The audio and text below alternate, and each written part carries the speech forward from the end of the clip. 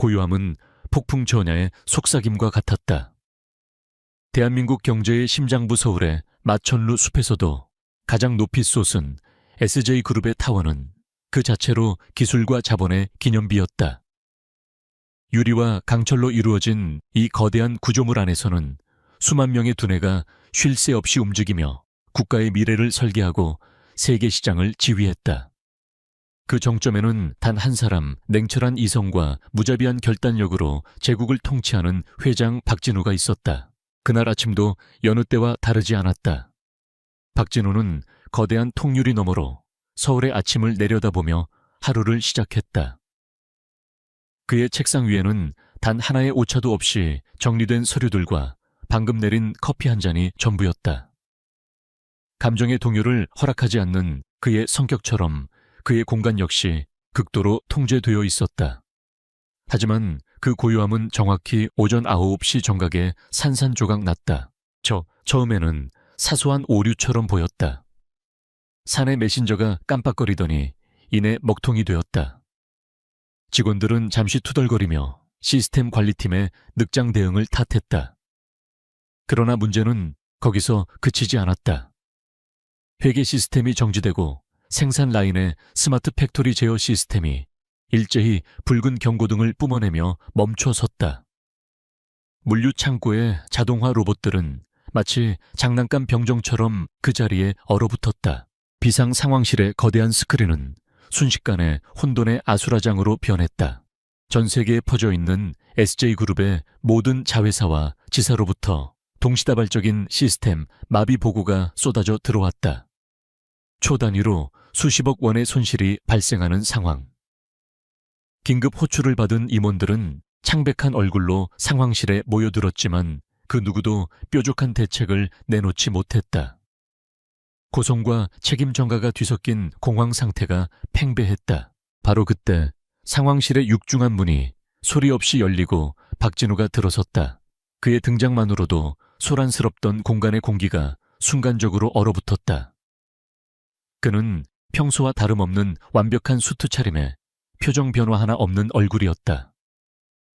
마치 수만 피트 상공에서 폭풍우를 내려다보는 조종사처럼 그의 눈빛에는 혼란이 아닌 차가운 분석만이 담겨 있었다. 박진우는 불필요한 질문은 생략했다. 그는 거대한 스크린에 떠 있는 수많은 에러 코드와 비상 신호를 천천히 훑어보았다. 그의 시선이 닿는 곳마다 임원들의 어깨가 움츠러들었다. 짧은 침묵 끝에 그의 나직하지만 강렬한 목소리가 상황실 전체에 울려 퍼졌다. 최민준 실장 현재까지 파악된 공격의 최초 진입점과 확산 경로를 보고해. SJ그룹의 정보 보안을 총괄하는 최민준 실장은 땀으로 축축한 손으로 태블릿을 움켜쥐었다. 그는 국내 최고의 화이트 해커 출신이었지만 지금 그의 얼굴에는 평소의 자신감이 아닌 깊은 좌절감이 어려 있었다. 그는 떨리는 목소리로 보고를 시작했다. 회장님, 죄송합니다. 진입점을 특정할 수 없습니다. 마치 시스템 내부에서 유령처럼 생겨난 바이러스 같습니다. 최 실장의 보고는 충격적이었다. 외부 침입의 흔적이 전혀 없다는 것은 SJ가 자랑하는 철벽 같은 다층 방어 시스템이 아무런 저항도 하지 못하고 무너졌다는 의미였다. 혹은 그보다 더 끔찍한 가능성, 즉 내부자의 소행일 수도 있다는 뜻이었다. 임원들 사이에서 불안한 수군거림이 파도처럼 번져나갔다. 그들은 서로를 의심의 눈초리로 쳐다보기 시작했다. 박진우는 최 실장의 보고도 미동조차 하지 않았다. 그는 스크린의 한쪽 구석 아주 작게 깜빡이는 의미, 불명의 코드 조각을 응시하고 있었다. 그것은 기존의 어떤 바이러스나 악성 코드의 형태와도 달랐다. 무질서해 보이지만 그 안에는 어떤 정교한 규칙성이 숨어 있는 듯 했다. 공격자의 요구는 무엇인가? 랜섬웨어인가? 아니면 데이터 탈취를 목적으로 한 협박인가? 최민준 실장은 고개를 저었다. 아무런 요구도 없었습니다. 금전적 요구도 정치적 메시지도 없습니다. 그저 모든 것을 마비시키고 파괴할 뿐입니다. 마치 순수한 악이나 장난처럼 느껴질 정도입니다. 이 말은 임원들을 더욱 깊은 혼란에 빠뜨렸다. 목적 없는 파괴는 목적 있는 공격보다 훨씬 더 예측하기 어렵고 두려운 법이었다. 박진우는 눈을 감고 잠시 생각에 잠겼다. 그의 머릿속에서는 수십 수백 개의 시나리오가 그려지고 지워졌다. 경쟁사의 소행, 국제 해커 조직의 테러, 아니면 국가 단위의 사이버 전쟁. 하지만 그 어떤 가설도 이토록 흔적 없고 목적 없는 공격을 완벽하게 설명하지 못했다. 이것은 기존의 상식을 뛰어넘는 무언가였다. 다시 눈을 뜬 그의 눈빛은 이전보다 한층 더 차갑고 날카로워져 있었다. 그는 더 이상 임원들의 무능한 보고를 기다리지 않았다. 그는 직접 키보드 앞에 앉아 복잡한 명령어들을 입력하기 시작했다. 그의 손가락은 마치 피아니스트처럼 빠르고 정확하게 움직였다.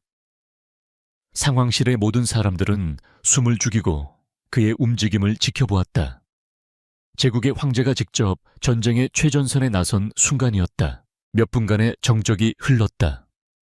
박진우는 시스템의 가장 깊숙한 곳, 백업 데이터가 보관된 서버의 로그 기록을 파고들었다.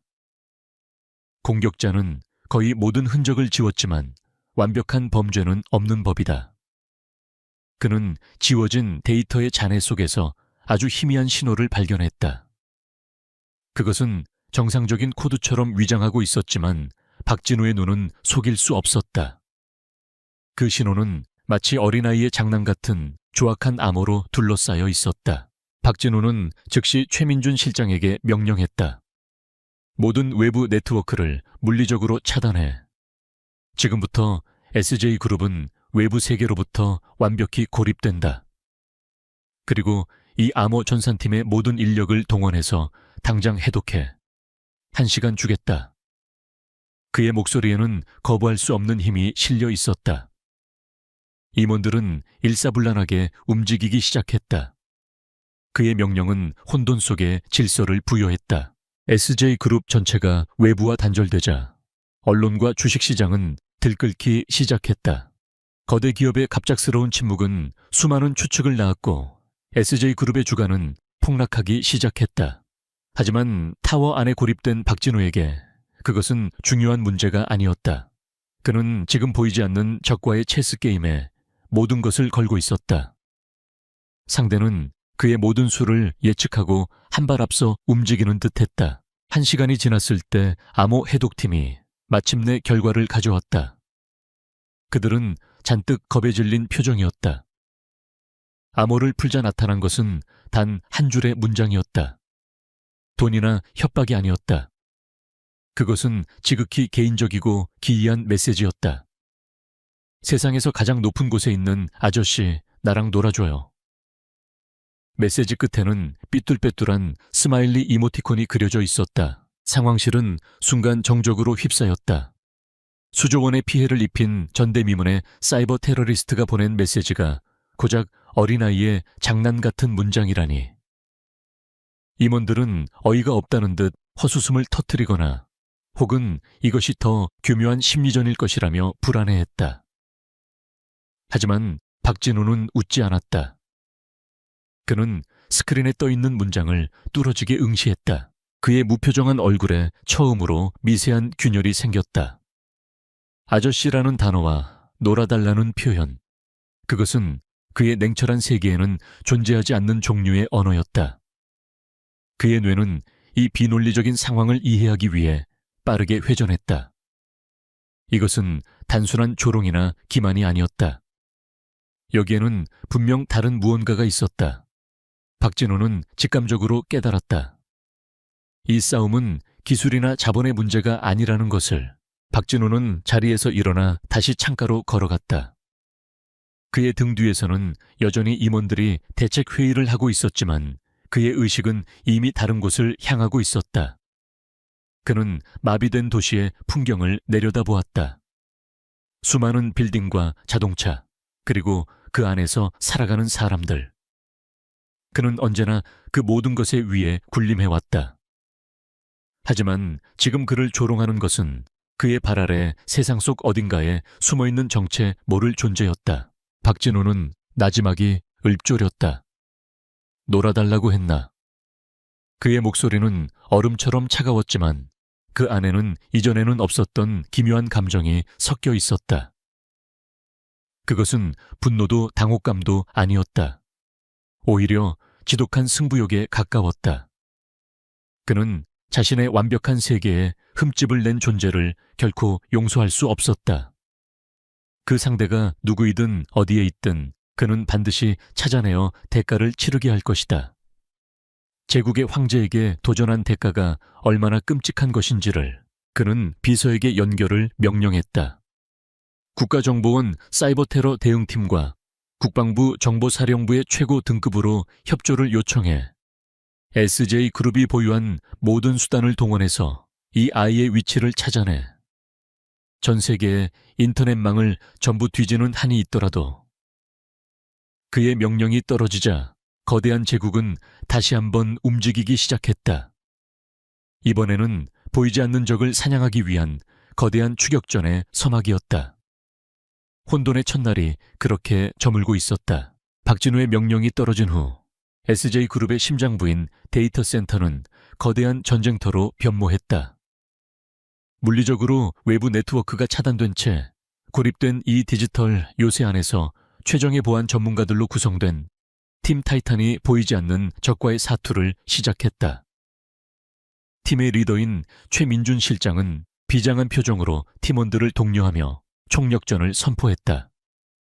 그들의 앞에는 단순한 해커가 아닌 그룹의 명운을 뒤흔드는 거대한 위협이 도사리고 있었다. 초기 12시간 동안 팀 타이탄은 공격의 근원지를 찾기 위해 시스템의 모든 로그 기록을 샅샅이 뒤졌다. 그러나 그들의 노력은 허사였다. 공격자는 마치 연기처럼 활동했다. 흔적을 남기는 즉시 지워버렸고 수십 개의 가상 서버를 경유하며 자신의 위치를 끊임없이 위장했다. 최민준과 그의 팀원들은 마치 교활한 유령을 쫓는 사냥개처럼 지쳐갔다. 그들이 한 발짝 다가서면 적은 이미 10발짝 멀리 달아나 있었다. 공격자의 코드는 그 자체로 하나의 예술 작품이자 악몽이었다. 기존의 어떤 프로그래밍 언어의 문법에도 완전히 속하지 않는 독창적인 구조를 가지고 있었다. 분석을 시도할 때마다 코드는 스스로 형태를 바꾸며 방어 시스템을 조롱했다. 팀의 최고 분석가조차 이것은 인간이 만든 코드라고 보기 어렵습니다. 마치 살아있는 유기체처럼 스스로 진화하고 있습니다라며 혀를 내둘렀다. 박진우는 상황실 한편에 마련된 자신의 자리에서 모든 과정을 말없이 지켜보고 있었다. 그는 초조해하거나 팀을 질책하지 않았다. 대신 그는 메인 스크린에 실시간으로 중계되는 팀 타이탄의 분투와 그에 맞서는 해커의 대응을 하나의 거대한 체스판처럼 관전했다. 그의 머릿속에서는 양측의 모든 움직임이 데이터화되어 분석되고 있었다. 그는 이 혼돈 속에서 어떤 패턴, 어떤 의도를 읽어내려 애썼다. 24시간이 지났을 때 팀 타이탄은 마침내 해커의 통신 일부를 가로채는데 성공했다. 작은 승리였지만 절망에 빠져있던 팀에게는 한 줄기 빛과 같았다. 그들은 즉시 암호화된 신호를 해독하기 시작했다. 하지만 신호를 해독한 순간 상황실의 모든 스피커에서 갑자기 경쾌한 동요가 흘러나왔다. 반짝반짝 작은 별 아름답게 비치네. 순진무구한 아이의 목소리로 울려 퍼지는 동요는 수조 원의 손실을 입고 있는 비상 상황실의 분위기와 극명한 대조를 이루며 기괴한 공포감을 자아냈다. 최민준의 얼굴은 분노와 수치심으로 붉게 달아올랐다. 이것은 명백한 조롱이었다. 해커는 그들의 노력을 비웃고 있었을 뿐만 아니라 그들의 일거수일투족을 손바닥 들여다보듯 꿰뚫고 있었다. 팀 타이탄은 대한민국 최고의 전문가 집단이라는 자부심에 깊은 상처를 입었다. 그들은 자신들이 어린아이 취급을 당하고 있다는 사실에 치를 떨었다. 박진우는 스피커에서 흘러나오는 동요를 들으며 처음으로 희미한 표정 변화를 보였다. 그의 입가에 스친 것은 비웃음도 분노도 아니었다. 그것은 마치 흥미로운 퍼즐을 발견한 과학자의 것과 같은 지적인 호기심이었다. 그는 비서에게 조용히 지시했다. 방금 나온 동요 녹음에서 음성 분석팀에 보내. 아이의 목소리인지 인공적으로 변조된 것인지 특징적인 억양이나 배경소음은 없는지 전부 분석해. 다시 12시간이 흘렀다. 총 3일인 역시간의 사투. 팀 타이탄은 공격 전략을 바꿔 해커를 유인하는 닷, 이른바 허니팟 시스템을 설치했다. 그룹의 가장 중요한 기밀 정보처럼 위장된 가짜 데이터를 미끼로 던져 해커가 그것을 무는 순간 위치를 역추적하려는 계획이었다. 그들은 몇 시간에 걸쳐 정교하게 덫을 설계하고 숨을 죽인 채 해커가 걸려들기만을 기다렸다. 결과는 처참했다. 해커는 허니팟을 건드리지도 않았다. 대신 해커는 팀 타이탄의 내부 통신망에 침투해 그들의 계획이 담긴 채팅 기록을 통째로 메인 스크린에 띄워버렸다. 그리고 그 아래에 짧은 메시지를 남겼다. 숨바꼭질은 술래가 똑똑해야 재미있는 법이에요. 이제 조롱은 분노를 넘어 공포로 변해가고 있었다. 이 보이지 않는 적은 그들의 머리 꼭대기에서 모든 것을 지켜보고 있었다. 최민주는 결국 박진우 앞에 고개를 숙였다. 회장님, 죄송합니다. 저의 능력으로는 역부족입니다. 상대는 우리가 아는 해커의 범주를 넘어섰습니다. 국가기관의 도움이 필요합니다. 그의 목소리에는 깊은 패배감이 서려 있었다. 자신이 평생을 바쳐 쌓아온 모든 것이 한순간에 무너져 내리는 기분이었다. 박진우는 여전히 동요하지 않았다. 그는 자리에서 일어나 최민준의 어깨를 가볍게 두드렸다. 그것은 위로가 아닌 아직 끝나지 않았다는 무언의 압박이었다. 최 실장 상대는 우리의 기술을 비웃고 우리의 계획을 꿰뚫어 보고 있어. 그렇다면 우리가 생각하지 못한 방식으로 접근해야 한다는 뜻이겠지. 기술이 아닌 심리를 읽어야 해. 박진우는 다시 스크린 앞으로 다가갔다. 그는 해커가 남긴 메시지들, 나랑 놀아줘요, 동요, 숨바꼭질 같은 단어들을 하나로 꿰어 맞추기 시작했다. 이것들은 전문적인 해커나 산업 스파이가 사용하는 언어가 아니었다. 이것은 명백히 어린아이의 언어였다. 하지만 그 이면에 숨겨진 기술력은 전 세계를 통틀어도 최상위 수준이었다. 이 모순적인 조합이 바로 문제의 핵심이었다. 마침내 48시간이 지났다. SJ그룹은 이틀 동안 완벽하게 기능이 정지된 유령 도시와 같았다. 손실액은 천문학적으로 불어나 그룹의 존립 자체를 위협하는 수준에 이르렀다. 국내외 언론은 연일 SJ그룹의 위기를 대서특필했고 정부 역시 이 사태를 국가 안보의 위협으로 간주하고 비상대책회의를 소집했다. 하지만 그 어떤 외부의 소음도 박진우의 집중력을 흐트러뜨리지 못했다. 그때였다. 모든 스크린이 일제히 검게 변하더니 중앙의 하얀색 글씨가 한 줄씩 나타나기 시작했다.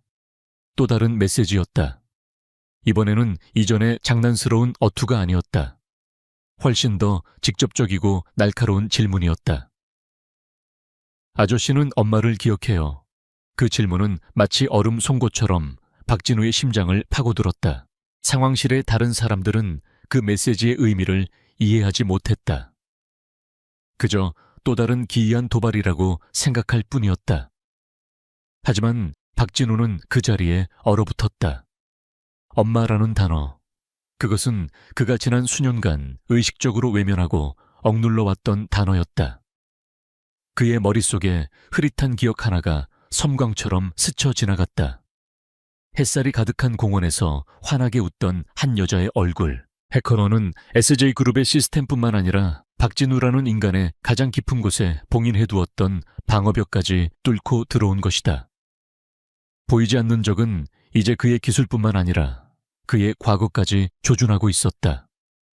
이것은 더 이상 기업의 생존을 건 싸움이 아니었다. 박진우 개인의 모든 것을 건 싸움으로 변해가고 있었다. 그는 떨리는 손을 애써 감추며 나지막이 명령했다. 최 실장, 지금부터 이 공격은 단순 사이버 테러가 아니다. 나 개인을 향한 공격으로 간주한다. 팀의 모든 자원을 동원해 이 메시지와 관련된 나의 모든 과거 기록을 조사해. 단 하나의 사소한 것이라도 놓치지 마.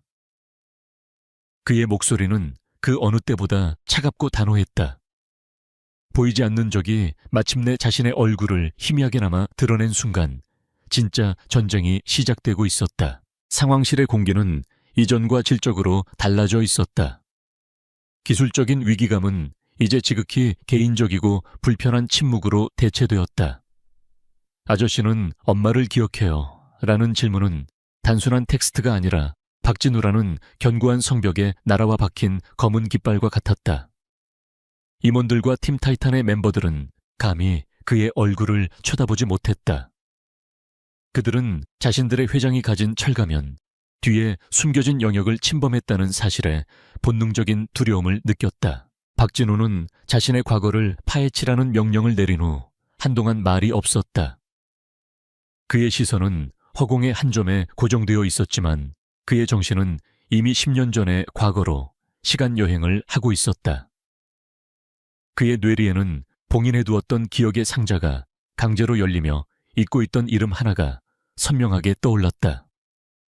한서연, 라일락 향기를 좋아했고 세상의 모든 규칙을 비웃듯 자유롭게 웃던 여자. 그녀는 박진우의 세계와는 정반대의 사람이었다. 아버지가 쌓아 올린 제국을 지키기 위해 감정을 거세하고 스스로를 강철로 단련해야 했던 그에게 서연은 유일한 예외이자 안식처였다. 유명 화가였던 그녀의 작업실은 물감 냄새와 커피향, 그리고 자유로운 영혼의 향기로 가득 차 있었다. 그곳에서만큼은 그는 SJ그룹의 후계자가 아닌 그저 한서연을 사랑하는 한 남자 박진우일 수 있었다. 그들의 사랑은 철저한 비밀이었다. 그룹의 경영권을 둘러싼 암투 속에서 그의 개인적인 약점은 곧 적들에게 가장 날카로운 무기가 될 수 있었다. 그는 그녀를 지키기 위해 그들의 관계를 숨겨야만 했다. 남산타워 아래에서 처음 손을 잡았던 날 그는 그녀에게 모든 것이 정리되면 세상에 그녀를 당당히 공개하겠다고 약속했다. 그녀는 그저 웃으며 자신은 그런 것보다 그와 함께 그림을 그리는 시간이 더 소중하다고 말했다. 하지만 그 약속은 지켜지지 못했다. 그의 적들은 결국 그녀의 존재를 알아냈고 그녀를 이용해 그를 협박하기 시작했다. 그는 선택의 기로에 놓였다. 자신의 모든 것을 걸고 그녀와 함께 가느냐, 아니면 그녀를 안전하게 지키기 위해 그녀를 떠나보내느냐. 그는 후자를 선택했다. 그것이 그녀를 위한 최선이라고 스스로를 합리화했다. 그는 차갑게 이별을 통보했고 그녀의 눈물을 뒤로 한 채 돌아섰다. 그것이 그가 기억하는 그녀의 마지막 모습이었다. 몇 달 후 그는 그녀가 지방 국도에서 일어난 교통사고로 사망했다는 소식을 신문 기사를 통해 접했다. 경찰은 졸음운전으로 인한 단순 사고로 결론 내렸다. 그는 장례식에도 가지 못했다. 아니, 가지 않았다. 그녀의 죽음이 자신 때문이라는 죄책감은 그의 남은 감정마저 모두 불태워버렸다. 그는 슬픔을 느끼는 대신 스스로를 더 깊은 냉혹함 속에 가두었다. 한서연이라는 이름은 그렇게 그의 인생에서 완벽하게 지워졌다. 회장님. 최민준의 조심스러운 목소리가 그를 과거의 망상에서 현실로 끌어냈다. 한서연 화가에 대한 자료입니다.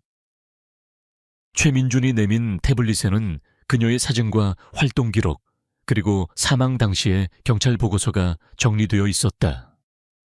박진우는 무표정하게 화면을 내려다보았다. 사진 속 그녀는 여전히 그가 기억하는 모습 그대로 환하게 웃고 있었다. 바로 그 순간 상황실의 모든 스크린에 새로운 이미지가 떠올랐다. 그것은 한 폭의 수채화였다.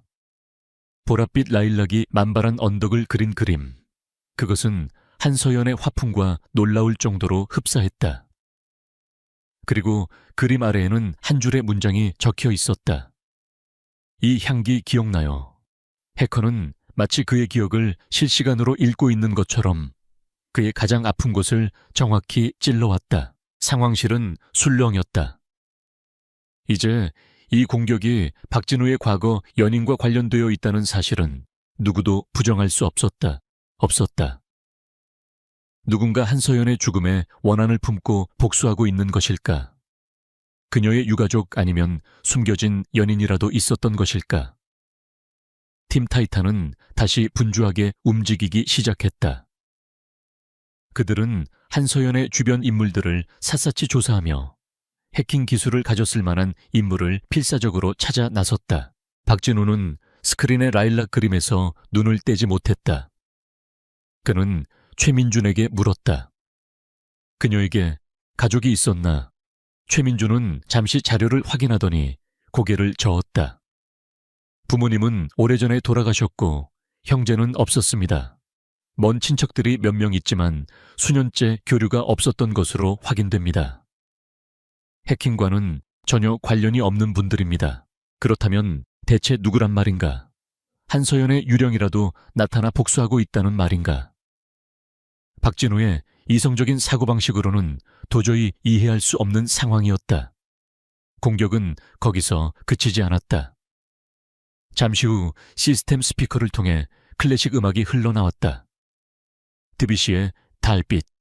그것은 서연이 밤에 그림을 그릴 때 항상 틀어놓던 곡이었다. 음악은 그의 심장을 더욱 거세게 뒤흔들었다. 그는 서연의 작업실 소파에 앉아 캔버스 앞에서 춤을 추듯 붓을 움직이는 그녀의 뒷모습을 바라보며 이 음악을 듣던 밤들을 기억해냈다. 그 평화롭고 완벽했던 순간들. 그는 자신이 얼마나 많은 것을 잃어버렸는지를 새삼 깨달았다. 제국을 손에 넣는 대가로 그는 자신의 영혼을 팔아버린 것이나 마찬가지였다. 공격은 점점 더 노골적으로 변해갔다. 이번에는 암호화된 파일 하나가 그의 개인 단말기로 전송되었다. 팀 타이탄이 긴급하게 해독한 파일의 내용은 한 편의 짧은 동화였다. 그림과 함께 구성된 동화의 내용은 얼음성에 사는 왕자님과 그림을 그리는 공주님에 대한 이야기였다. 왕자는 공주를 사랑했지만 성을 지키기 위해 공주를 떠나보냈고 공주는 홀로 남아 슬퍼했다는 슬픈 결말이었다. 동화의 마지막 페이지에는 충격적인 내용이 담겨 있었다. 공주는 왕자를 떠난 후 왕자의 아기를 낳았다는 것이다. 하지만 왕자는 그 사실을 영원히 알지 못했다는 문장으로 동화는 끝을 맺었다. 박진우는 숨을 쉴 수가 없었다. 심장이 얼어붙는다는 것이 어떤 느낌인지 처음으로 알았다. 아기 서연에게 아이가 있었다는 말인가? 거짓말이야. 그는 자신도 모르게 중얼거렸다. 그것은 불가능한 일이었다. 만약 그랬다면 그녀가 어떻게든 자신에게 연락했을 것이다. 하지만 그의 머릿속 한편에서는 의심의 씨앗이 싹트기 시작했다. 그녀가 떠날 때 그녀의 표정은 단순한 슬픔이 아니었다. 무언가 결심한 듯한, 그리고 무언가를 지키려는 듯. 단 비장함이 서려 있었다. 그의 혼란을 비웃기라도 하듯 메인 스크린에 마지막 메시지가 나타났다. 그것은 질문이 아닌 하나의 선언이었다. 아빠를 찾으러 갈게요. 그 메시지와 함께 서울의 위성지도 위에 하나의 점이 붉게 깜빡이기 시작했다. 해커가 마침내 자신의 위치를 스스로 공개한 것이다. 그것은 마치 모든 수수께끼를 풀어냈으니 이제 직접 와서 답을 확인하라는 초대장과도 같았다. 박진우는 더 이상 상황실에 머물러 있을 이유가 없었다. 이 문제의 해답은 더 이상 데이터나 코드 속에 있지 않았다. 그것은 지도 위에 찍힌 저 붉은 점 과거의 그림자가 드리워진 그곳에 있었다. 그는 자리에서 일어나 임원들과 팀원들을 둘러보았다. 그의 눈빛에는 더 이상 냉철한 CEO의 모습은 없었다. 대신 자신의 운명과 마주하려는 한 남자의 비장함이 서려 있었다. 모두 여기서 대기해. 지금부터는 나 혼자 간다. 그의 말에 최민준이 다급하게 만류했다. 회장님, 위험합니다. 그것은 함정일 수 있습니다. 하지만 박진우는 단호하게 고개를 저었다. 함정이라도 상관없어. 이 지긋지긋한 숨바꼭질 이제 끝내야지. 술래가 직접 찾아가 주겠다고 전해. 그는 상황실을 나섰고 그의 뒤로 거대한 문이 닫혔다. 과거의 망령과의 독대를 위해 그는 홀로 전장으로 향했다. SJ그룹 타워의 지하 주차장은 거대한 동굴처럼 고요하고 서늘했다. 박진호는 수십 대의 최고급 세단들을 지나쳐 자신의 차인 검은색 방탄 리무진으로 향했다. 평소라면 운전기사가 정중하게 문을 열어주었겠지만 오늘은 달랐다. 그는 직접 운전석에 올랐다. 이 추격전은 온전히 그 자신만의 것이어야 했다. 누구의 도움도 방해도 없이 홀로 끝을 봐야 하는 싸움이었다. 차량에 시동을 걸자 정교한 내부 시스템이 부드럽게 깨어났다. 외부의 모든 소음이 완벽하게 차단된 차 안은 그만의 작은 요새와도 같았다. 그는 보안 이어피스를 착용한 채 최민준 실장에게 연결했다. 현재 위치 좌표를 내비게이션으로 전송해. 그리고 내가 그곳에 도착할 때까지 해당 주소지에 대한 모든 정보를 실시간으로 보고하도록. 최민준의 긴장된 목소리가 이어피스를 통해 흘러나왔다. 회장님, 이미 분석에 착수했습니다. 그런데 이상한 점이 한두 가지가 아닙니다. 박진우는 말없이 차를 출발시키며 다음 보고를 기다렸다. 그의 손은 핸들을 단단히 쥐고 있었지만 미세한 떨림까지 감출 수는 없었다. 동화 속 왕자의 아기라는 구절이 뇌리에서 떠나지 않았다. 차가 서울의 복잡한 도심을 빠져나가자 창밖의 풍경이 서서히 변하기 시작했다. 하늘을 찌를 듯한 마천루들은 점차 낮아지고 빽빽한 아파트 단지를 지나자 한적한 주택가가 나타났다. 해커가 스스로 공개한 위치는 서울 근교의 평범한 신도시였다. 최첨단 사이버 공격의 진원지라고는 도저히 상상하기 어려운 너무나도 평온한 장소였다. 최민준의 보고가 이어졌다. 위성 사진과 로드뷰를 통해 확인한 결과 해당 주소지는 2층짜리 단독주택입니다. 특별한 보안시설이나 군사장비는 식별되지 않았습니다. 박진호는 의아했다. 국가급 정보망을 마비시킨 해커의 본거지가 고작 평범한 가정집이라니. 이것은 상식적으로 말이 되지 않았다.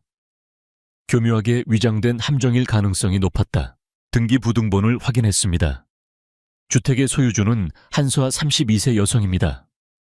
4년 전에 이 집을 매입했고 현재까지 거주 중인 것으로 파악됩니다. 박진호는 한수아라는 이름을 듣는 순간 심장이 내려앉는 것을 느꼈다. 한서연의 여동생. 분명 서연에게는 가족이 없다고 들었는데 그는 과거 자신의 무관심과 오만함을 절감했다. 그는 서연에 대해 아는 것이 거의 없었다. 그의 머릿속이 복잡하게 얽혀 들어갔다. 한서연의 동생이 복수를 하고 있는 것인가? 언니의 죽음이 박진우 때문이라고 믿고 그에게 고통을 주기 위해 이 모든 일을 벌인 것인가? 그것이라면 어느 정도 앞뒤가 맞아떨어졌다. 서연의 개인적인 비밀을 알고 있는 것도 박진우에게 깊은 원한을 품고 있는 것도 설명이 가능했다. 하지만 새로운 의문이 생겨났다. 한수아 씨의 직업은 뭐지? 그녀가 이 정도 수준의 해킹 능력을 가졌을 가능성은? 박진우의 질문에 최민준은 잠시 머뭇거리다 대답했다. 그 점이 가장 이해할 수 없는 부분입니다. 한수아 씨의 직업은 아동 미술학원 교사입니다. 컴퓨터 관련 경력은 전무합니다. 그녀의 이름으로 개설된 인터넷 회선은 가장 기본적인 사양입니다. 박진우는 핸들을 쥔 손에 힘을 주었다. 아동 미술학원 교사. 평범한 인터넷 회선. 이것은 거대한 모순이었다. 마치 작은 조약돌로 거대한 댐을 무너뜨렸다는 이야기처럼 비현실적이었다. 그는 자신의 팀이 제공하는 데이터를 단 한 번도 의심해 본 적이 없었지만 지금 이 순간만큼은 모든 것이 혼란스러웠다. 디지털 증거와 물리적 현실이 정면으로 충돌하고 있었다. 회장님, 더 이상한 점을 발견했습니다. 최민준의 목소리가 한층 더 심각해졌다. 해당 주소지에서 발생하는 데이터 트래픽의 양이 비정상적입니다. 일반 가정집 수준을 수백만 배 뛰어넘습니다. 저희 팀의 분석으로는 이 정도 트래픽을 생성하고 제어하려면 최소한 소규모 데이터 센터급의 장비와 전력이 필요합니다. 하지만 전력 사용량은 지극히 정상적인 가정 수준입니다. 이제 박진우는 확신했다. 이것은 고도의 속임수다. 한서아라는 인물은 전면에 내세운 미끼일 뿐, 진짜 해커는 다른 곳에 숨어서 이 모든 것을 원격으로 조종하고 있는 것이다. 그는 아마도 이 평범한 주택을 경유지로 삼아 자신의 진짜 위치를 숨기고 수사망에 혼선을 주려는 의도일 것이다. 하지만 그렇다 해도 왜 하필 한서연의 동생 집을 경유지로 택했는가 하는 의문은 남았다. 어느새 차는 목적지인 동네에 들어섰다. 박진우는 차의 속도를 줄이고 주변을 살폈다. 해질녘에 주택가는 고요하고 평화로웠다. 자전거를 타는 아이들의 웃음소리가 들려왔고 집집마다 저녁 식사를 준비하는지 맛있는 냄새가 흘러나왔다. 이곳은 전쟁터가 아닌 삶의 터전이었다. 박진우는 이질감과 함께 기묘한 위화감을 느꼈다. 그는 목적지에서 2블록 떨어진 곳에 차를 세우고 걸어서 접근하기로 했다. 어둠이 내리기 시작한 거리는 가로등 불빛으로 은은하게 물들어 있었다. 그는 옷깃을 여미고 발소리를 죽인 채 목적지를 향해 걸었다. 그의 심장은 격렬하게 뛰고 있었지만 그의 걸음걸이는 조금의 흔들림도 없었다. 어떤 진실이 기다리고 있든 그는 피하지 않고 정면으로 마주할 준비가 되어 있었다. 마침내 그는 그 집 앞에 섰다. 하얀색 페인트로 칠해진 아담한 2층 집. 창문으로는 따뜻한 오렌지색 불빛이 새어나오고 있었다. 작은 마당에는 그가 사진으로만 보았던 보랏빛 라일락 나무가 심어져 있었고 그 옆에는 보조 바퀴가 달린 작은 4발자 정어가 넘어져 있었다.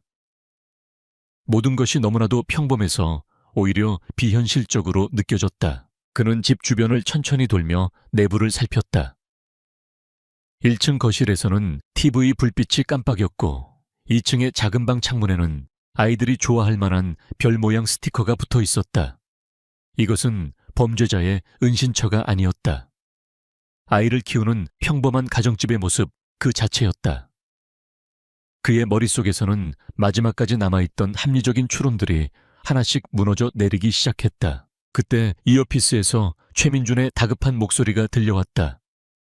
회장님, 방금 해커로부터 마지막 신호가 잡혔습니다. 확실합니다. 모든 신호의 발신지는 바로 그 집 내부입니다. 외부에서 원격으로 조종하는 것이 아닙니다. 해커는 그 집 안에 있습니다. 박진호는 현관문 손잡이를 바라보았다. 작은 발자국들은 모두 이 문 안으로 향하고 있었다. 그는 심호흡을 했다. 수많은 인수합병과 이사회의 전쟁 속에서도 느껴보지 못했던 극도의 긴장감이 온몸을 휩쌌다. 지난 72시간 동안 그와 SJ그룹 전체를 혼돈에 빠뜨린 보이지 않는 적, 그의 가장 아픈 과거를 들춰내고 그의 이성을 마비시킨 미지의 존재. 그 정체가 지금 이 문 너머에 있었다. 그는 천천히 손을 들어 초인종을 향해 뻗었다.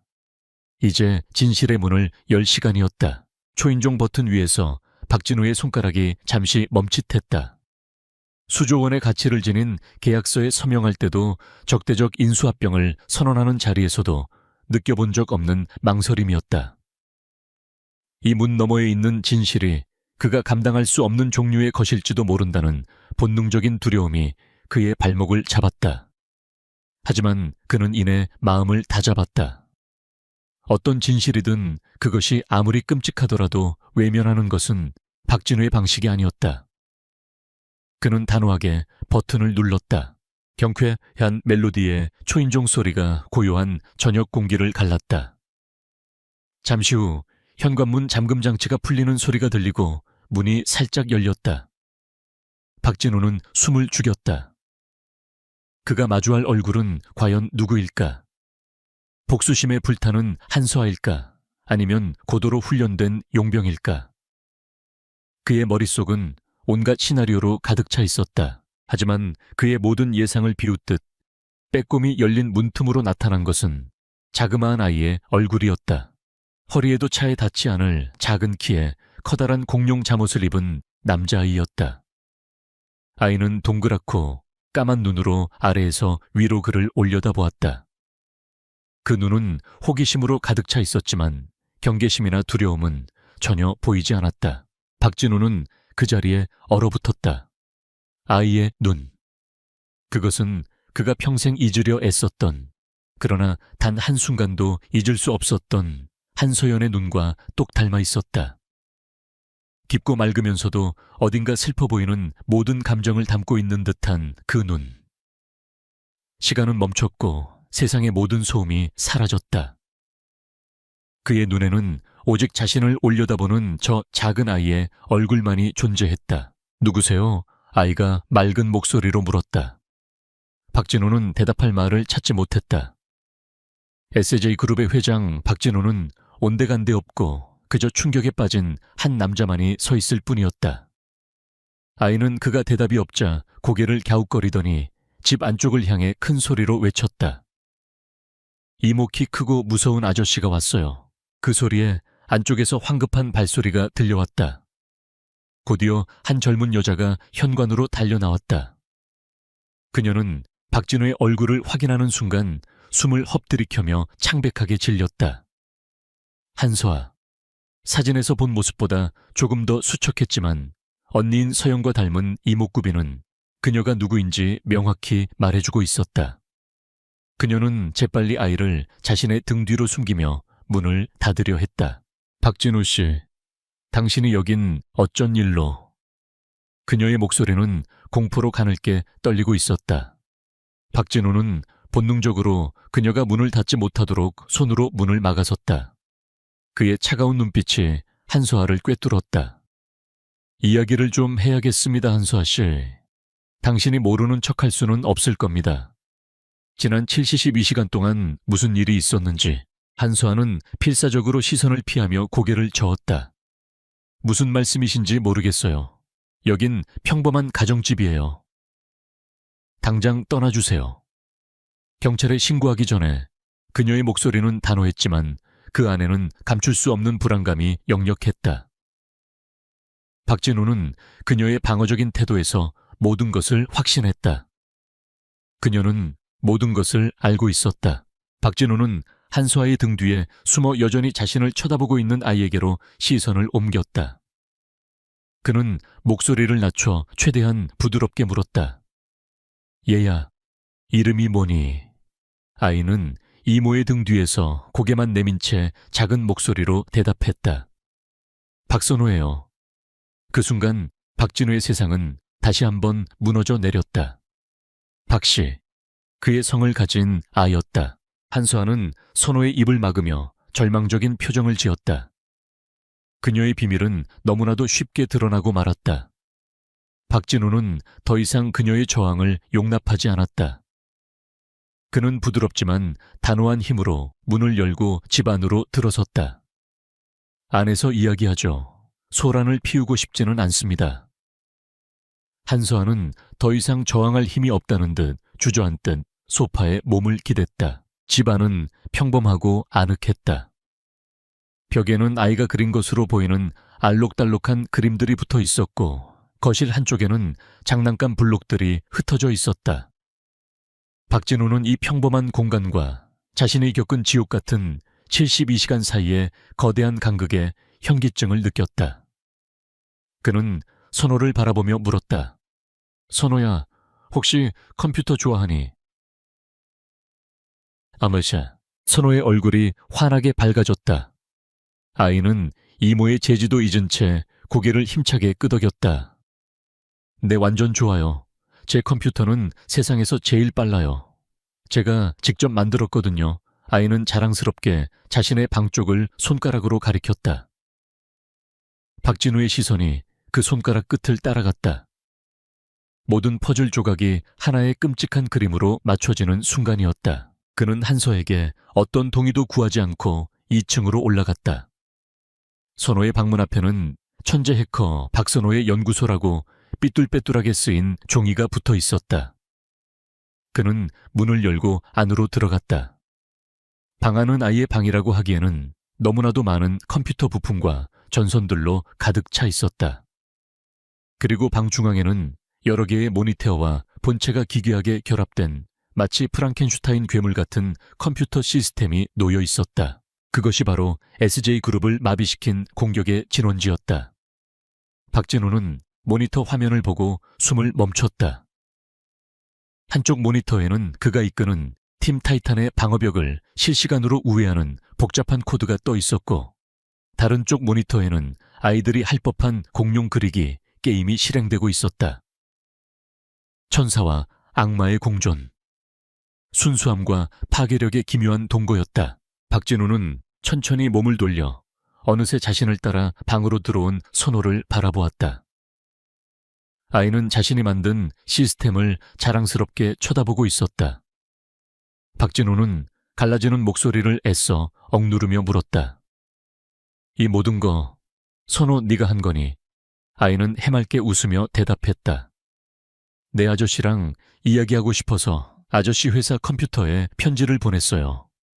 근데 자꾸 이상한 아저씨들이 막아서 그냥 다 멈춰버렸어요. 편지를 보냈다. 막아서 멈춰버렸다. 아이에게 있어 수조 원의 피해를 입힌 사이버 테러는 그저 어른들의 방해 때문에 실패한 편지 보내기 놀이일 뿐이었다. 박진우는 허탈한 웃음이 터져 나오는 것을 간신히 참았다. 그는 지난 며칠간 국가 전체를 동원해 거대한 유령과 싸워왔다. 하지만 그 유령의 정체는 고작 7살짜리 아이였다. 그는 무릎을 굽혀 아이와 눈을 맞췄다. 그는 아이의 눈 속에서 한서연의 모습을 보았다. 그리고 동시에 단 한 번도 상상해 본 적 없는 자신의 모습도 보았다. 그는 마지막 남은 이성의 끈을 붙잡고 물었다. 왜 나였지? 왜 하필 나에게 편지를 보내려고 했어? 선호는 잠시 고개를 갸웃거리더니 침대 머리맡에 놓인 낡은 액자를 가리켰다. 액자 속에는 지금보다 훨씬 젊고 부드러운 표정을 한 박진우와 세상에서 가장 행복한 미소를 짓고 있는 한서연이 함께 서 있었다. 그가 애써 잊으려 했던 단 하나뿐인 그들의 사진이었다. 선호가 입을 열었다. 그 한마디는 박진우의 남은 세계를 완전히 파괴하기에 충분했다. 이모가 그랬어요. 사진 속 이 사람이 제 아빠라고. 아빠. 그 한마디는 단순한 호칭이 아니었다. 그것은 박진우가 평생에 걸쳐 쌓아 올린 견고한 세계를 단숨에 무너뜨리는 주문과도 같았다.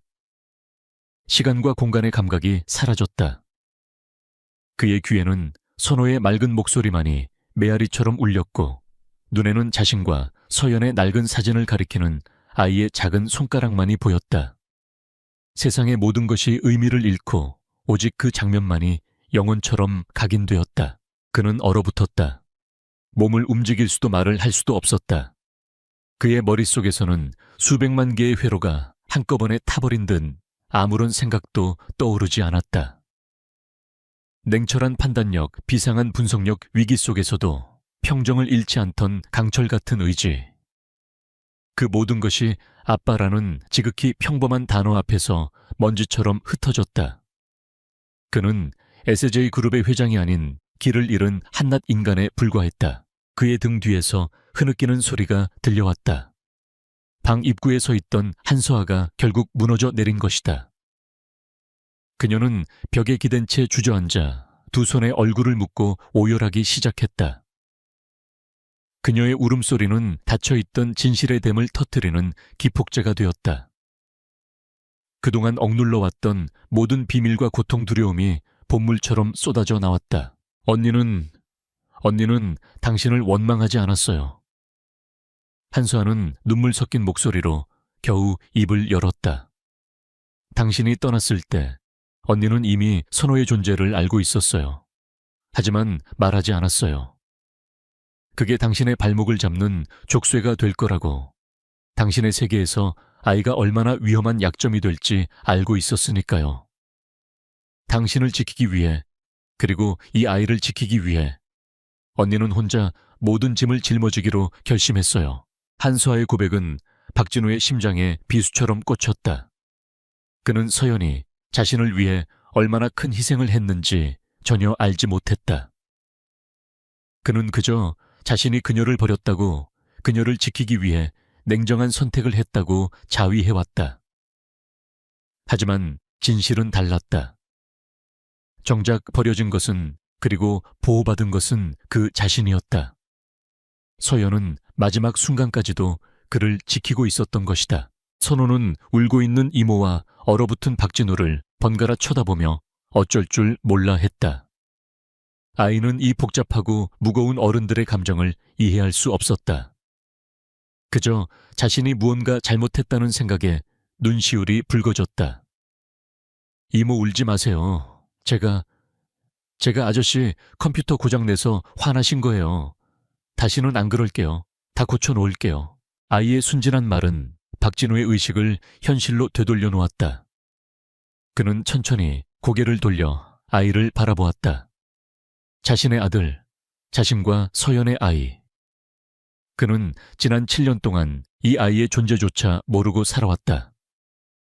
아이가 태어나는 순간에도, 처음 걸음마를 떼던 순간에도, 처음으로 엄마라고 불렀을 그 모든 소중한 순간에 그는 없었다. 그는 아버지로서의 모든 것을 도둑맞았다. 한수아의 이야기는 계속되었다. 언니는 이곳으로 이사와서 조용히 선호를 낳았어요. 선호는 어릴 때부터 특별했어요. 말문이 트이기도 전에 글자를 읽었고 3살 때는 간단한 코딩을 이해했죠.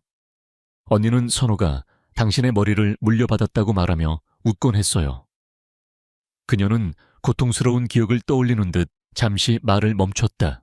그러던 어느 날 언니가 사고를 당했어요.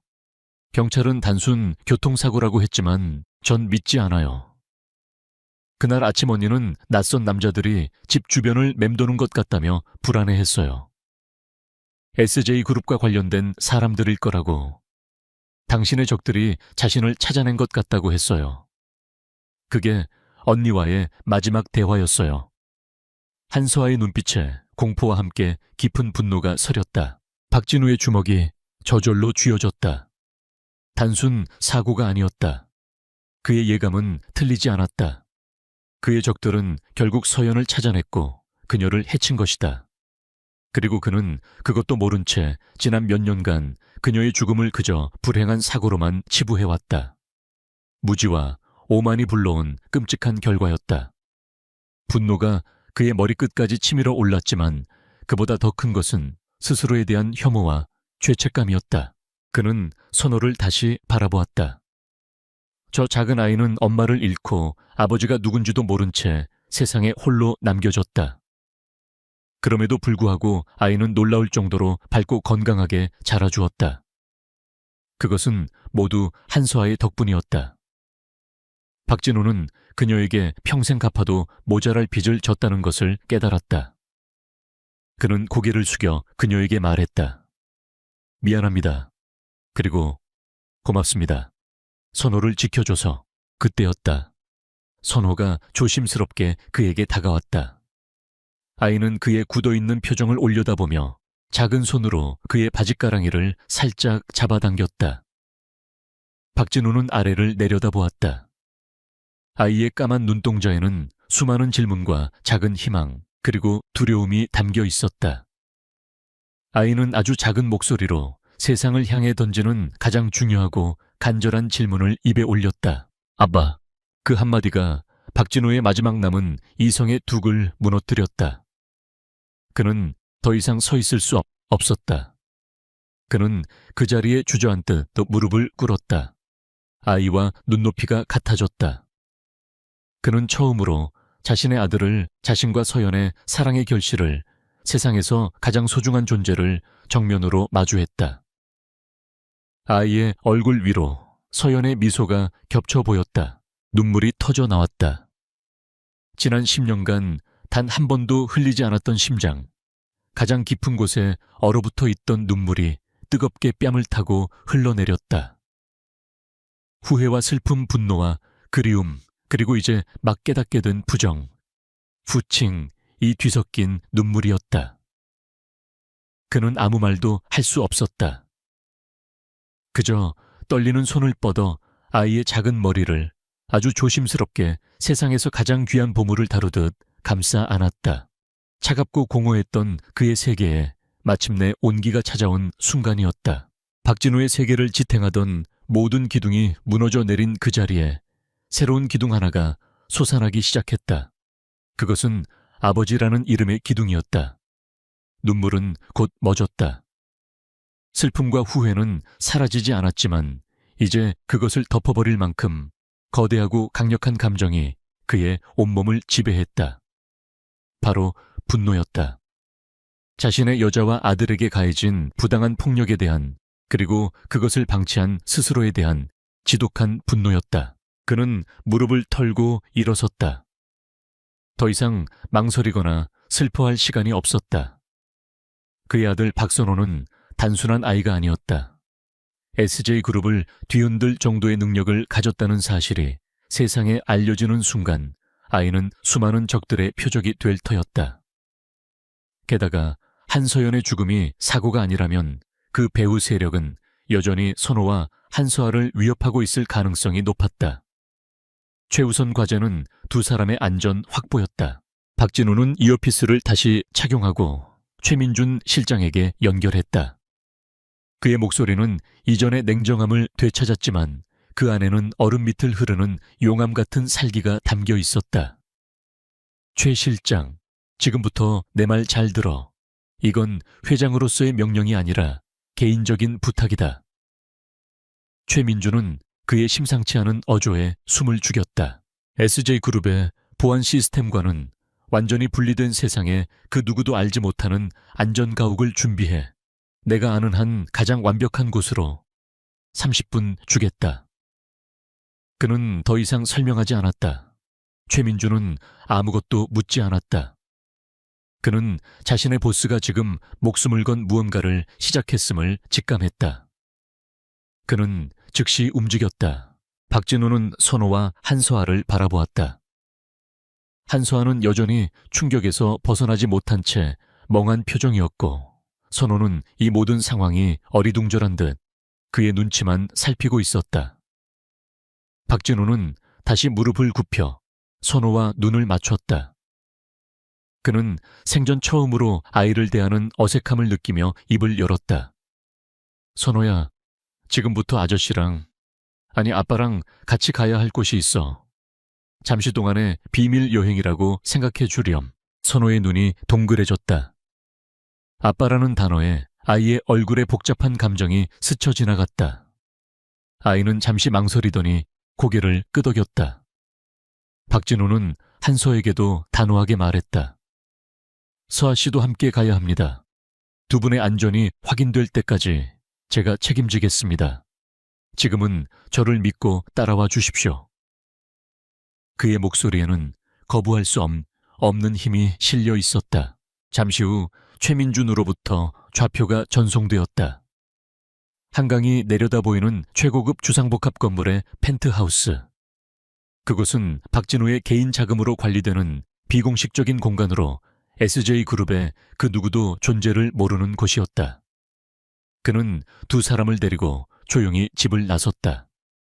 어둠 속에서 세 사람은 하나의 작은 그림자가 되어 그의 채에 올랐다. 새로운 운명이 시작되고 있었다. 안전가옥에 도착하자 최민준이 미리 준비해둔 모든 것이 완벽하게 갖춰져 있었다. 음식과 옷까지, 그리고 선호를 위한 최신형 컴퓨터 부품과 장난감까지. 박진우는 선호를 방으로 안내하며 말했다. 여기 있는 건 모두 내 것이야. 마음껏 가지고 놀아도 좋아. 다만 당분간은 이곳에서만 지내야 한다. 선호는 산더미 같은 장난감과 컴퓨터 부품에 눈이 휘둥그레져 신나게 방으로 달려갔다. 거실에는 박진우와 한서아 단둘만이 남았다. 무거운 침묵이 흘렀다. 박진우는 먼저 침묵을 깼다. 서아 씨, 이제 모든 것을 말해 주십시오. 언니, 아니, 서연이에 대한 모든 것을요. 아주 사소한 것이라도 좋습니다. 제가 모든 조각을 맞춰야 합니다. 그는 더 이상 SJ그룹의 회장이 아닌 사랑하는 여자의 죽음에 대한 진실을 파헤치려는 한 남자로서 그녀를 대했다. 한수아는 지난 7년간 묻어두었던 기억의 조각들을 하나씩 꺼내기 시작했다. 언니가 죽기 몇 주 전부터 부쩍 불안해했던 모습, 가끔 누군가와 격렬하게 통화하던 소리, 그리고 사고 당일 아침에 남겼던 마지막 말까지. 언니는 그날 아침 제게 통장과 인감을 맡기며 말했어요. 저요. 만약 자신에게 무슨 일이 생기면 선호를 데리고 아무도 모르는 곳으로 떠나라고. 그리고 절대로 박진우라는 사람을 찾지 말라고 했어요. 박진우는 가슴이 미어지는 것 같았다. 서연은 마지막 순간까지도 자신과 선호를 지키기 위해 모든 것을 준비했던 것이다.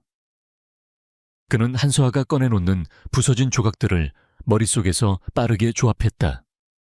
낯선 남자들, 격렬한 통화, 그리고 자신을 찾지 말라는 경고.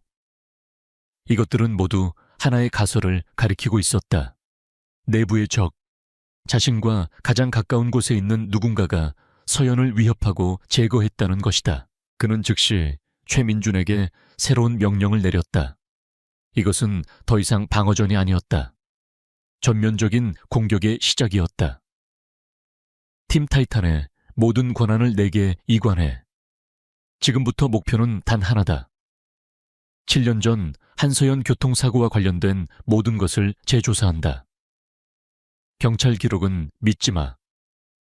당시 현장 주변의 모든 CCTV 차량 블랙박스 영상을 확보해. 단 1초의 기록이라도 놓치지 마. 그의 명령은 여기서 그치지 않았다. 그리고 SJ그룹의 모든 임원, 특히 나의 친인척 관계에 있는 이사들의 지난 10년간의 모든 통화 기록, 계좌 거래, 내역 개인 일정까지 전부 조사해. 불법적인 수단이라도 상관없어. 내가 모든 책임을 진다. 7년 전 그날 그 시간에 알리바이가 불분명한 자들을 모두 색출해내. 박진우의 눈빛은 복수의 화신처럼 차갑게 타오르고 있었다. 조사는 밤새도록 이어졌다. 펜트하우스의 거대한 스마트월은 거대한 수사본부 상황판으로 변했다. 수많은 데이터와 인물관계도 시간대별 행적이 거미줄처럼 펼쳐졌다. 박진우는 단 1분도 쉬지 않고 쏟아지는 정보들을 분석하며 퍼즐을 맞춰 나갔다.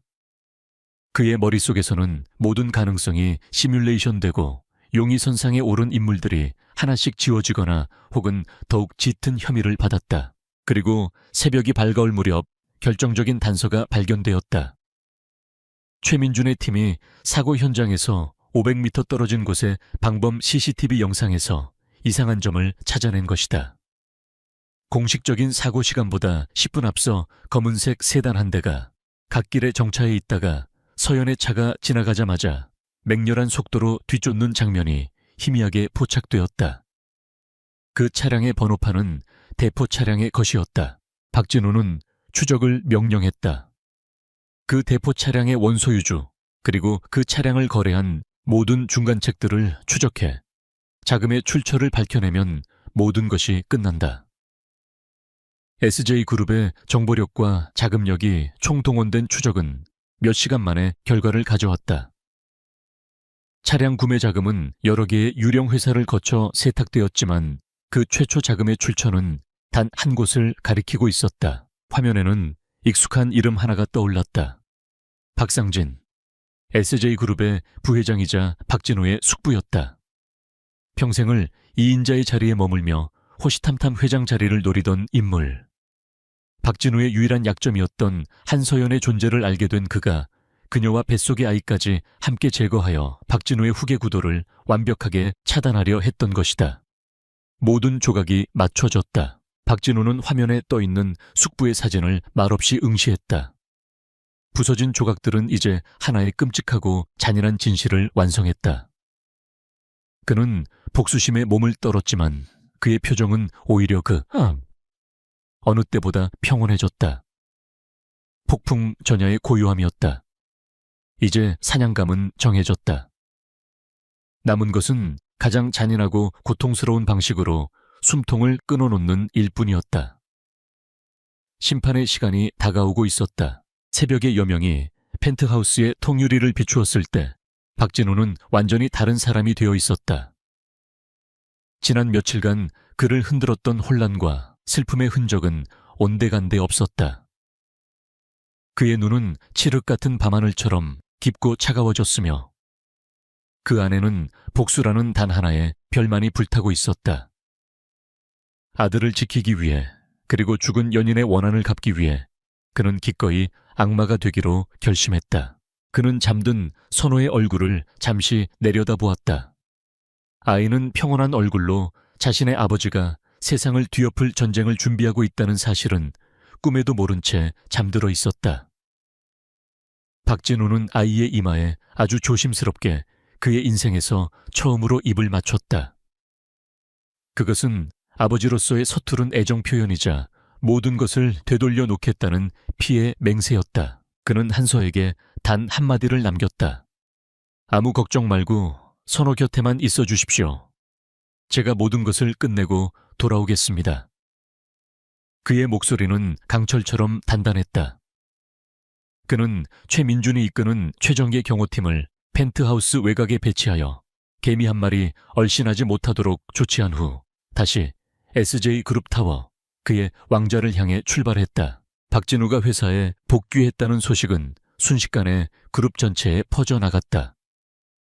지난 며칠간 회장의 부재로 불안에 떨던 임원들은 안도의 한숨을 내쉬었다. 하지만 그의 집무실로 불려들어간 최고위급 임원들은 곧 자신들의 안도가 얼마나 섣부른 것이었는지 깨달았다. 돌아온 회장은 이전보다 훨씬 더 냉혹하고 무자비한 군주의 모습을 하고 있었다. 그룹 전체 시스템은 오늘 정오까지 완벽하게 복구한다. 그의 첫 번째 명령이었다. 사이버 테러의 원인이었던 선호는 이미 박진우의 통제하에 있었기에 시스템 복구는 기술적으로 어려운 일이 아니었다. 그리고 즉시 그룹 전 계열사에 대한 최고 강도의 특별 감사를 실시한다. 자금 흐름에 단 일원의 오차라도 발견될 시 지위 고하를 막론하고 엄중히 책임을 물을 것이다. 임원들은 술렁였다. 전대미문의 위기 직후에 이토록 강도 높은 내부 감사를 실시하는 것은 상식 밖의 일이었다. 하지만 누구도 감히 이 일을 제기하지 못했다. 그의 눈빛은 어떤 반론도 허용하지 않겠다는 서늘한 경고를 보내고 있었다. 그리고 그 누구보다도 부회장 박상진의 얼굴이 눈에 띄게 굳어졌다. 감사의 칼날이 자신을 향하고 있다는 것을 본능적으로 직감했기 때문이다. 박진우의 냉혹한 방역은 그렇게 시작되었다. 그것은 단순한 감정적 복수가 아니었다. 거대한 제국의 모든 자원과 권력을 동원한 치밀하게 계산된 외과수술식 제거 작전이었다. 첫 번째 메스는 박상진의 자금줄을 향했다. 박진우는 최민준의 팀이 이미 확보한 박상진의 비자금 계좌와 유령 회사들의 목록을 감사팀에 익명의 제보 형식으로 전달했다. 감사팀이 공식적으로 자금의 흐름을 파고들자 박상진이 수년에 걸쳐 조성한 부패의 제국이 속속들이 드러나기 시작했다. 수천억 원대의 횡령 배임 탈세 혐의가 연일 신문 사회면을 장식했다. SJ그룹의 주가는 다시 한번 폭락했지만 박진우는 눈 하나 깜빡하지 않았다. 그는 썩은 팔을 잘라내기 위해 몸 전체가 흔들리는 고통을 기꺼이 감수하고 있었다. 두 번째 공격은 박상진의 권력 기반인 정치적 인맥을 향했다. 박진우는 언론사와 검찰에 박상진이 불법 정치자금을 제공하고 각종 이권에 개입했다는 증거 자료들을 흘렸다. 이 자료들은 박상진뿐만 아니라 그와 결탁했던 수많은 정재계 인사들의 이름까지 포함하고 있었다. 거대한 부패 스캔들이 터지자 어제의 동지들은 살아남기 위해 앞다투어 박상진에게 등을 돌렸다. 그는 순식간에 고립무원의 섬이 되었다. 박상진은 미친 듯이 발악했다. 그는 자신의 모든 인맥을 동원해 방어하려 했지만 그의 전화는 더 이상 연결되지 않았다. 그의 은밀한 제안은 차갑게 거절당했다. 그는 보이지 않는 거대한 그물에 걸린 물고기처럼 움직이면 움직일수록 더욱더 올가매질 뿐이었다. 그는 이 모든 공격의 배후여허에 박진우가 있다는 것을 짐작했지만 물증이 없었다. 모든 것은 합법적인 감사의 형태와 언론의 폭로전으로 이루어지고 있었다. 박진우는 이 모든 과정을 자신의 집무실에서 체스 게임을 하듯 지휘했다. 그는 박상진을 서서히 그리고 고통스럽게 말려 죽이고 있었다. 그는 어느 날 저녁 일부러 박상진의 부회장실을 찾아갔다. 초췌한 몰골의 박상진 앞에서 그는 태연하게 위로의 말을 건넸다. 숙부님 힘드시겠습니다. 하지만 진실은 곧 밝혀지겠지요. 저는 숙부님의 결백을 믿습니다. 그리고 그는 돌아서기 직전 마치 혼잣말처럼 나지막이 덧붙였다. 인생이란 참 덧없습니다. 한순간의 잘못된 선택이 모든 것을 망가뜨리기도 하죠. 특히 교통사고 같은 건 정말 예측할 수가 없어서 무섭습니다. 안 그렇습니까? 그 말을 듣는 순간 박상진의 얼굴은 사색이 되었다. 박진우가 모든 것을 알고 있다는 공포가 그의 온몸을 꿰뚫었다. 심리적으로 완전히 무너진 박상진은 마지막 실수를 저지르고 말았다. 그는 해외로 도피하기 위해 자금을 빼돌리고 밀항을 준비하기 시작했다. 하지만 이 모든 움직임은 이미 박진우의 손바닥 안에 있었다. 박진우는 그가 밀항선에 오르기 직전까지 모든 것을 지켜보았다. 그리고 검찰의 그의 도주 계획과 함께 한서연의 죽음과 관련된 결정적인 증거, 즉 대포차, 운전자의 자백이 담긴 녹취 파일을 넘겼다. 그날 밤 박진우는 펜트하우스로 돌아왔다. 그는 화상통신으로 선호와 마주 앉았다. 화면 속 선호는 새로 조립한 로봇을 자랑하며 해맑게 웃고 있었다. 아빠 이거 보세요. 제가 만든 거예요. 이름은 가디언이에요. 나쁜 사람들로부터 아빠랑 이모를 지켜줄 거예요. 아이의 순수한 말에 박진우는 처음으로 가슴 저린 미소를 지었다. 그는 선호에 가디언이 필요 없었다. 자신이 직접 아들의 가디언이 될 것이기 때문이다. 그는 이미 모든 악당들을 심판대 위에 설 준비를 마쳤다. 다음 날 아침 그는 비서에게 지시했다. 그룹 전체에 공지해 긴급 임시 주주총회를 소집한다고. 안건은 부회장 박상진 해임 및 그룹 경영 쇄신안이다. 냉혹한 방역의 마지막 장 심판의 날이 밝아오고 있었다. 심판의 날이 밝았다. SJ그룹 본사 대강당은 긴급 임시 주주총회에 참석하기 위한 인파로 가득 찼다. 수백 명의 주주와 이사회 임원들, 그리고 전 세계에서 몰려든 기자들의 시선이 하나의 단상을 향해 있었다. 그들의 눈에는 기대와 불안, 그리고 탐욕스러운 호기심이 뒤섞여 있었다. 대한민국의 거대 제국이 운명을 결정지을 역사적인 순간이었다. 총회 시작 직전 보석으로 잠시 풀려난 박상진 부회장이 모습을 드러냈다. 수척해진 얼굴이었지만 그의 눈빛만은 도끼 서린 뱀처럼 번뜩였다. 그는 이대로 무너질 수 없었다. 자신을 지지하는 일부 이사들을 이끌고 그는 마지막 발악을 준비하고 있었다. 그는 이 모든 것을 박진우의 독단적인 권력 찬탈 시도로 몰아가 여론을 뒤집을 계획이었다. 정확히 약속된 시각 강당의 모든 조명이 단상을 비추자 박진우가 모습을 드러냈다. 그는 한치의 흐트러짐도 없는 완벽한 모습이었다. 그의 등장은 소란스럽던 장내를 순식간에 침묵시켰다. 그는 단순한 CEO가 아니었다. 전장을 지배하는 개선 장군처럼 그의 몸에서는 감히 범접할 수 없는 절대적인 권위와 자신감이 뿜어져 나왔다. 그는 연설대에 서서 좌중을 천천히 둘러보았다. 예상대로 총회는 시작부터 박상진 측의 거센 반발에 부딪혔다. 의장 이 주주총회는 불법입니다. 적법한 절차를 무시한 회장의 독단적인 결정에 불과합니다. 회장의 무리한 감사로 인해 그룹의 주가는 폭락했고 주주들의 가치는 막대한 손해를 입었습니다. 회장은 이 사태에 대해 책임져야 합니다. 고성이 오가고 장내는 순식간에 아수라장으로 변했다. 박진우는 그 모든 비난과 고함을 묵묵히 듣고만 있었다. 마치 사자의 포효 앞에서도 미동조차 하지 않는 조련사처럼.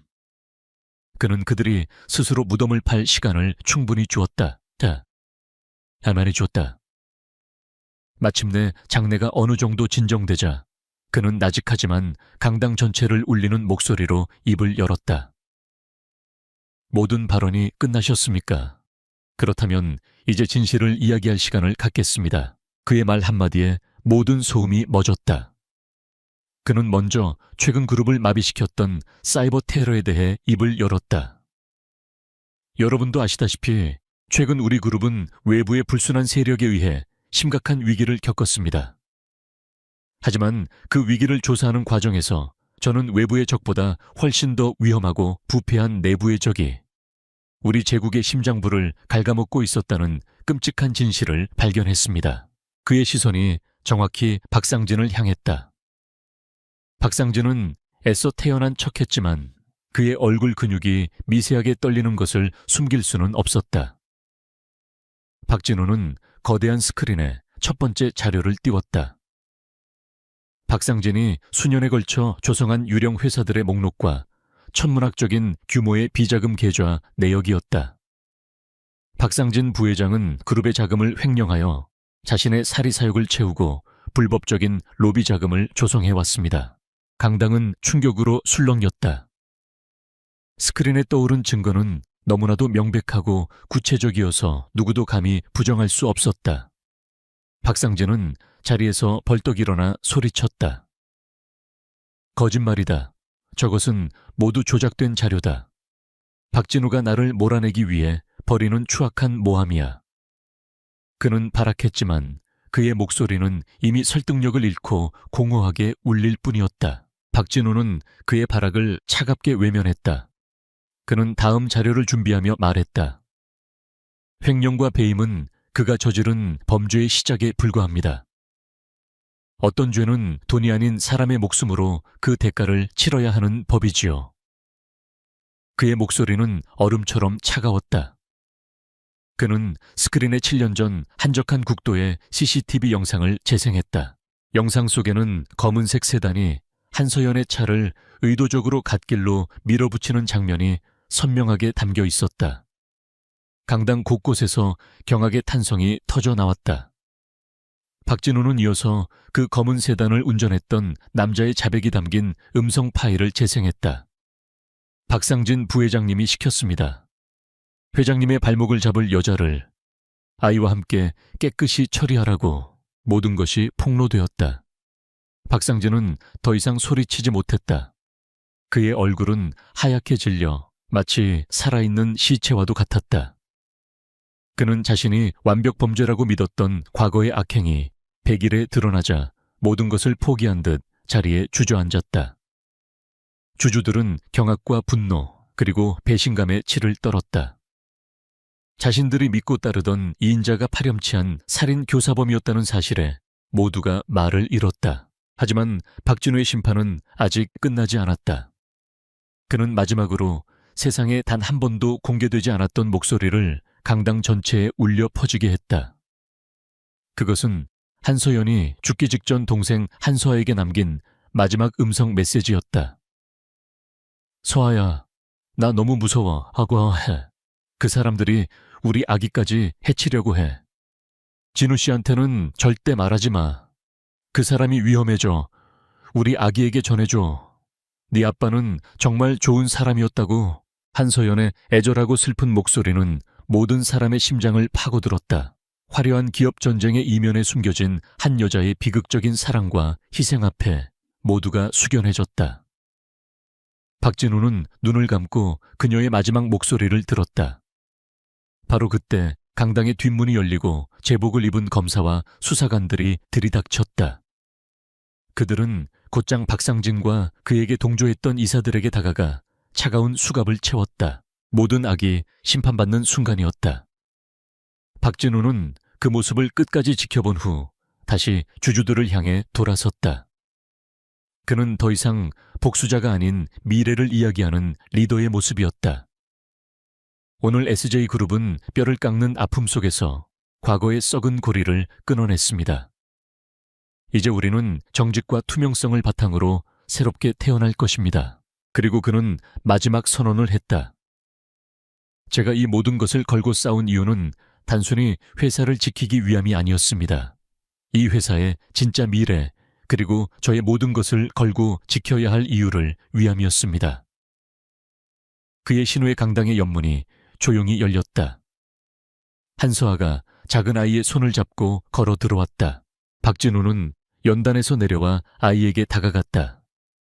그는 선호의 작은 손을 잡고 수백 개의 카메라 플래시가 터지는 단상 위로 다시 올라섰다. 그는 자신의 아들을 세상 앞에 당당히 세우고 마이크에 대고 선언했다. 제 아들이자 SJ그룹의 유일한 후계자인 박선호입니다. 오늘부터 제가 하는 모든 일은 바로 이 아이를 위한 것입니다. 비극과 복수 속에서 새로운 시대의 막이 오르고 있었다. 심판의 폭풍이 지나간 후 시간은 상처를 치유하듯 조용히 흘러갔다. 몇 달이 지나는 동안 SJ그룹은 박진우의 강력한 리더십 아래 빠르게 안정을 되찾았다. 부패의 뿌리는 도려내졌고 그 자리에는 투명성과 혁신이라는 새로운 새싹이 돋아났다. 세상은 냉혹한 황제의 귀환을 칭송했지만 정작 박진우 자신은 더 이상 그 자리에 연연하지 않았다.